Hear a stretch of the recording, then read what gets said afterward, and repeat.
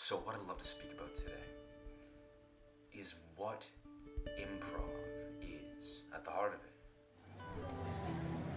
and really understanding the mentality to tap into a state of fluent improvisation. Now, in gloving, naturally, we have all these different movements, all these techniques that we can naturally integrate. There's dials, there's clusters, there's finger waves, there's king tuts, there's wave tuts, the list goes on and on. And the idea is that once we begin to introduce a repertoire that really resonates with us, maybe we find ourselves very drawn to micro tuts and the way that sort of flows into this sort of tech concept.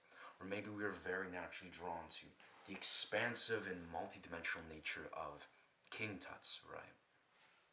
I really feel that when we can see that there is an end goal, there is an end activation, a flow state that we are really aiming to achieve when we're learning these concepts, when we are beginning to now see, okay, so I learned this particular concept, step by step, I am integrating these elements of my style. And the idea now comes to this point where we're able to very simply, learn the rules so we can rewrite them. It's like we learn the models of how we can apply these concepts in a very technical and I'd say one-dimensional way. So we can completely break and challenge this model and then learn how to apply all of these concepts in a free-form, free-flow, multi-dimensional way, right? So that's essentially what I initially think of when I think of what improv is, what it looks like, what it's like. At the heart of it too is really this sort of mentality, this state of mind where you think very curiously how you can explore all the dimensions around you. Because there's this concept that's very well known in the gloving and the dance paradigm that's known as the grid. Here we are on the grid. And really at the heart of it, it's having a particular focal point and allowing yourself to consciously explore all the different ways and all different combinations of how you can apply this particular focal point. And this is the heart of it, is really what I think of and what I really feel I tune into very actively when I think of improv. Think of it. Think of it very openly. The way that you can playfully explore every single novel combination, every single novel creation, is very, very expansive.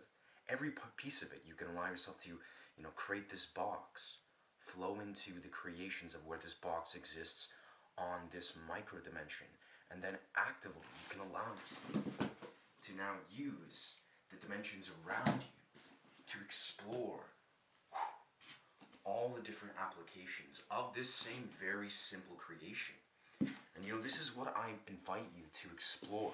You get to this point where, say you choose a very simple concept, maybe going from this creation, this box shape, allow yourself to create a very fundamental movement. But see the way that you can now splice the application of this, recognize, okay, if I'm going to go from here to here, to maybe even just draw a box. Maybe the box decides to flip over this way, and suddenly it's upside down. Now maybe you choose to rise it into the sky, place it into the ground. Maybe this box now edges around here and introduces and weaves into the box that your foot creates. Maybe this box falls forward. Maybe you allow it to introduce and interplay within the symmetry and of your feet,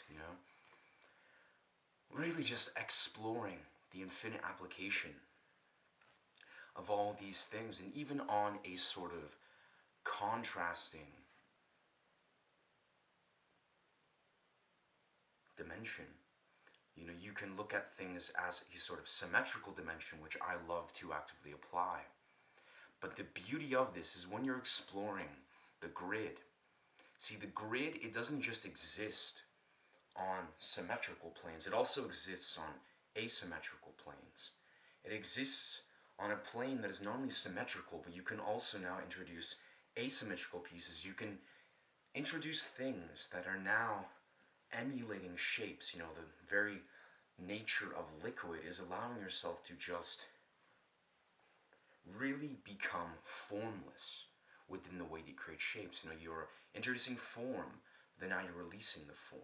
Then you're allowing yourself to introduce form, now you're releasing the form.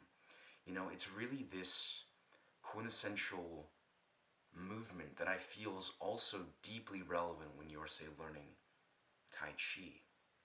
You know, it's creating that framework and then releasing the structure within this framework.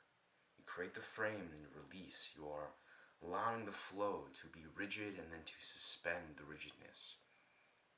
You know, you're allowing yourself to simply dance between form and formlessness.